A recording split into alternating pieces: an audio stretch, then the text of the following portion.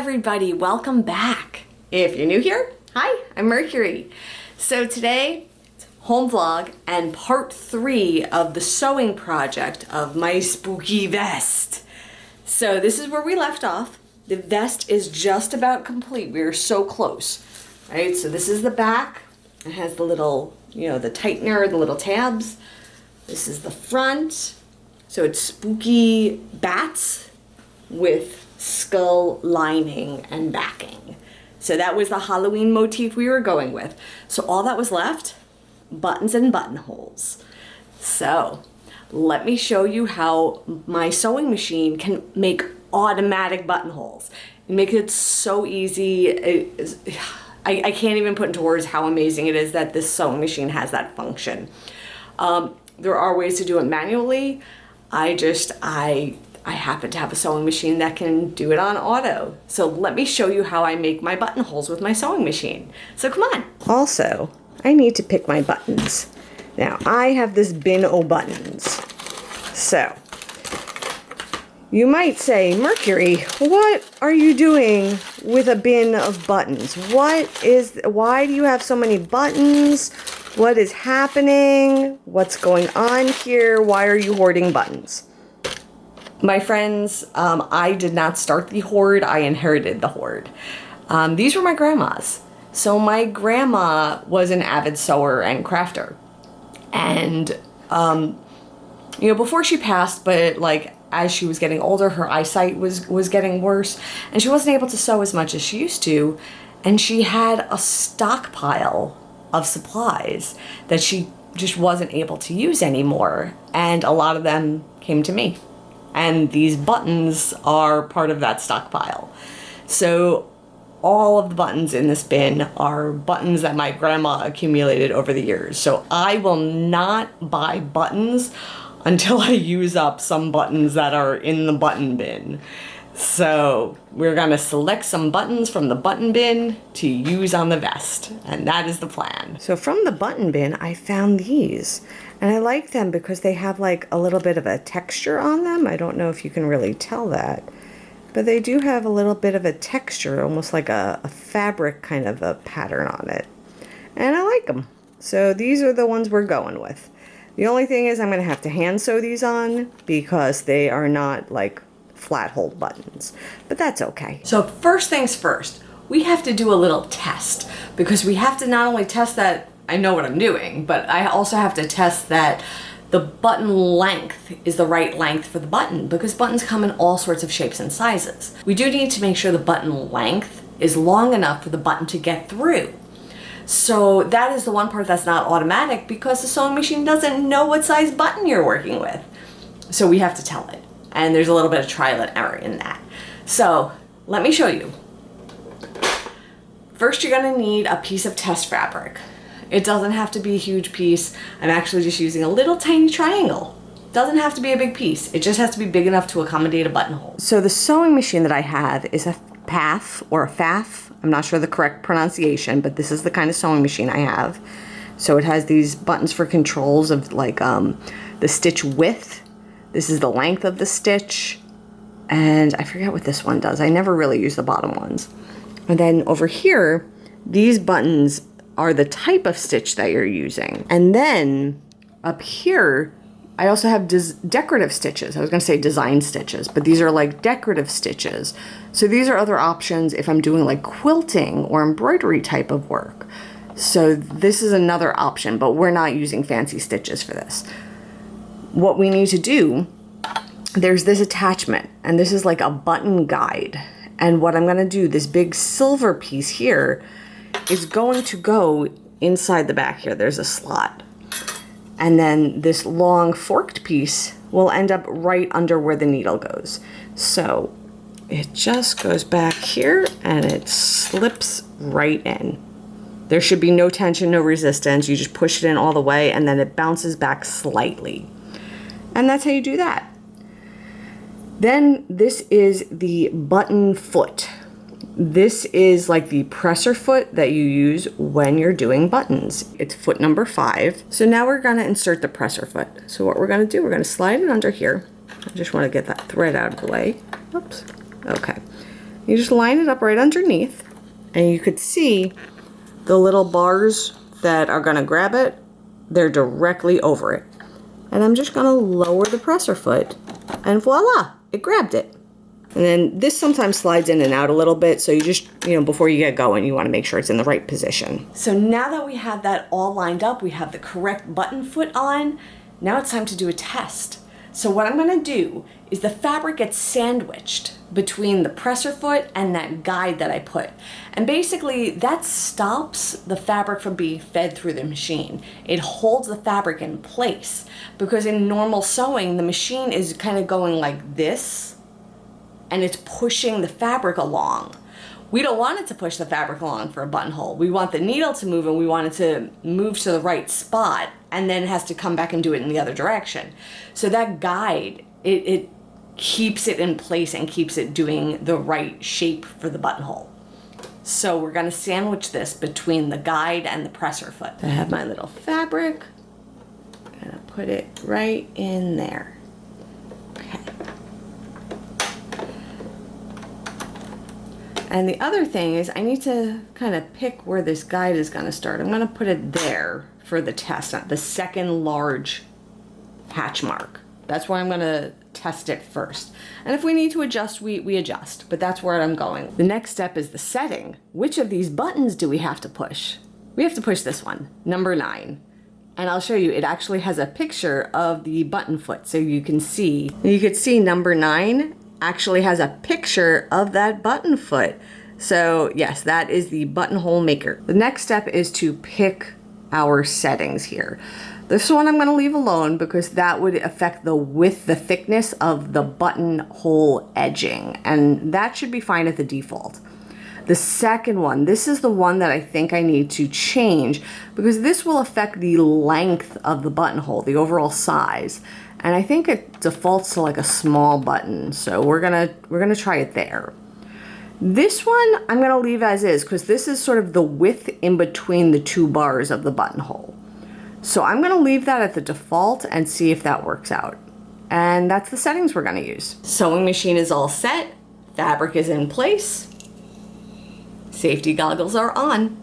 Let's make a buttonhole. The only thing I'm gonna be doing is holding down the foot pedal. There's no other action that I need to do to make this. Theoretically, if this works properly, which I think it will, I think it's gonna work, but I'm only supposed to need to hold down the foot pedal. So here goes, wish me luck.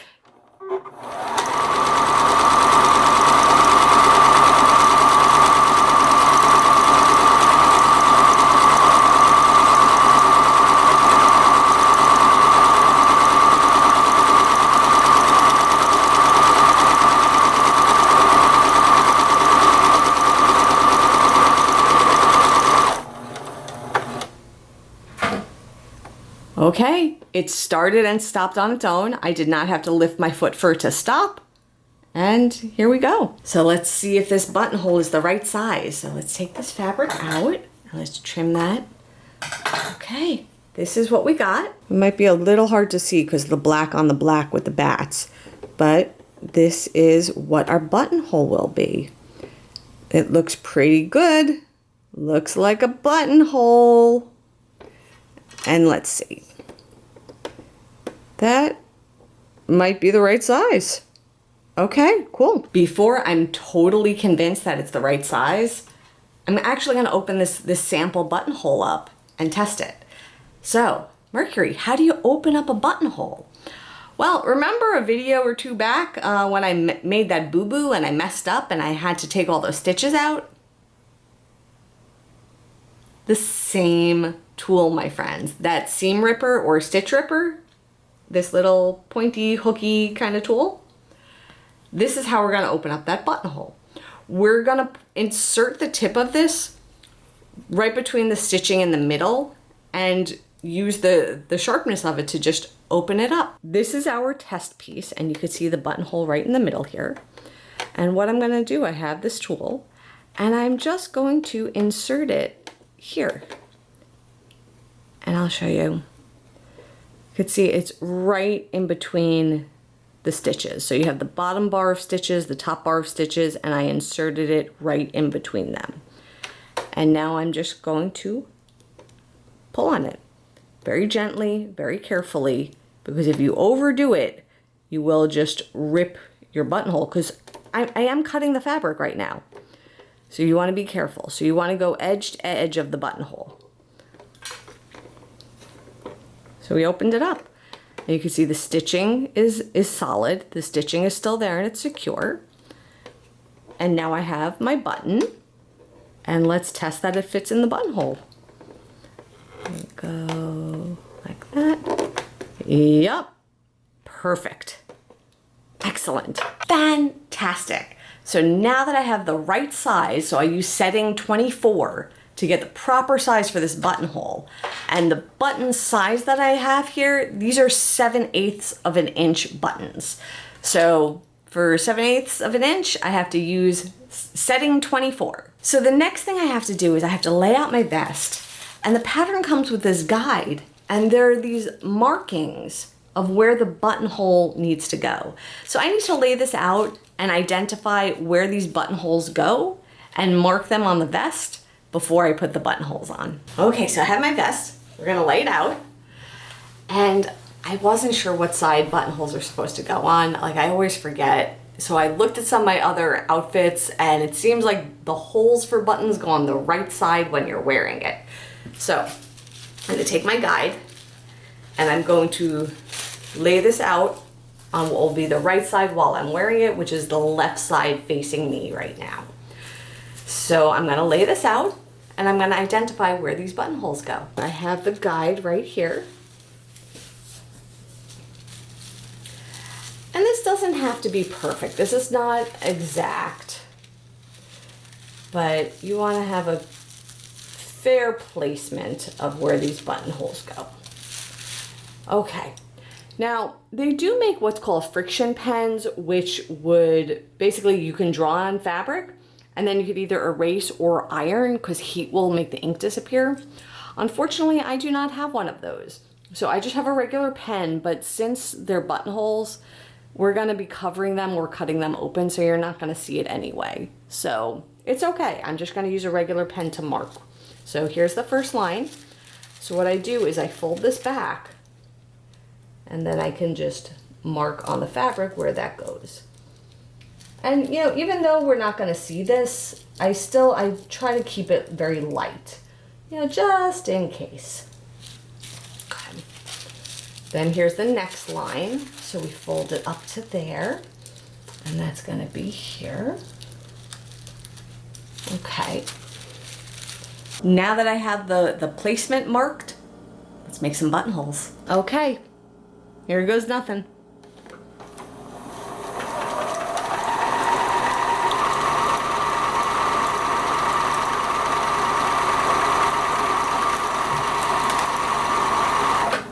Oh no, my thread broke.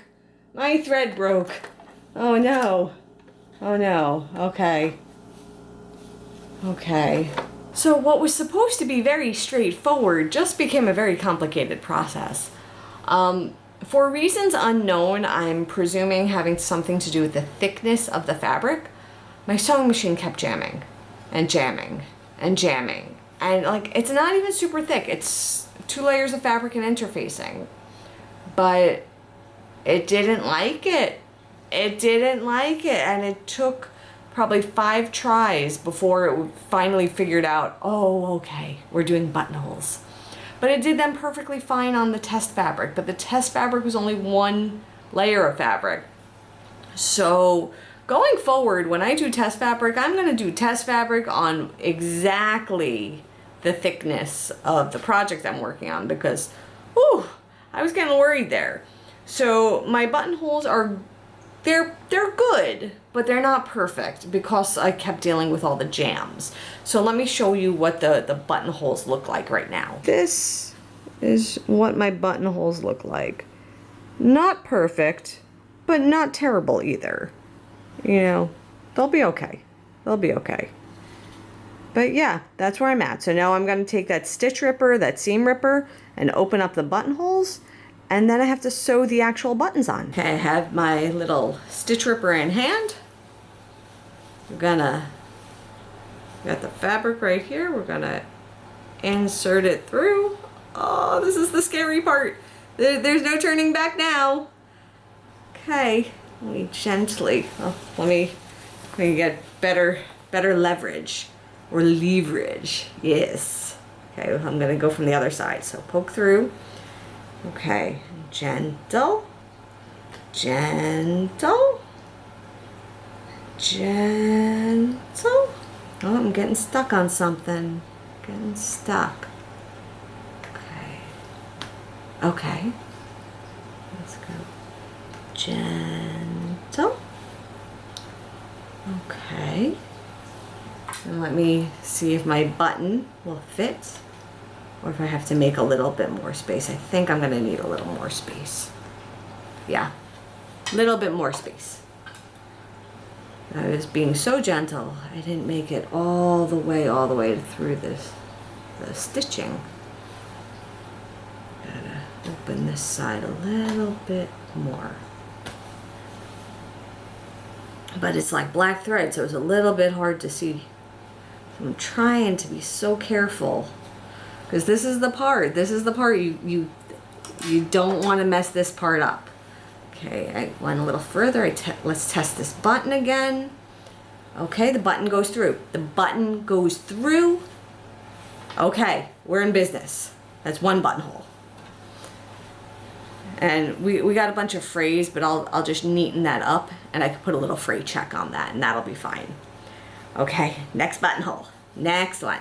Okay, put the little seam ripper in. Oh, it's in. Oh my goodness. Oh my goodness. Gentle. Gentle. That was not gentle. That was not gentle. It was not gentle.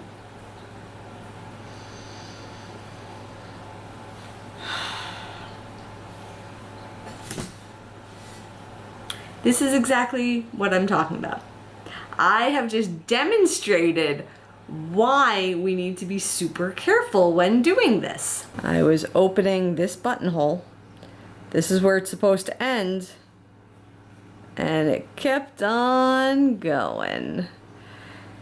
Salvageable. What I can do is I could put some stitching right over there, right on top of it, and I could save it.